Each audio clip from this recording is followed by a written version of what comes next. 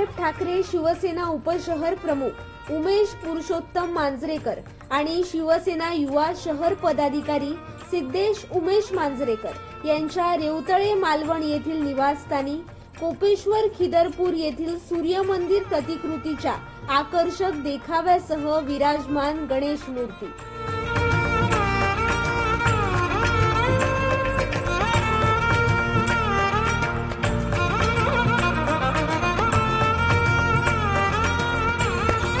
मूर्तिकार धनंजय गावकर, वायरी भरडेवाडा। सजावट मांजरेकर कुटुंबीय आणि मित्र परिवार।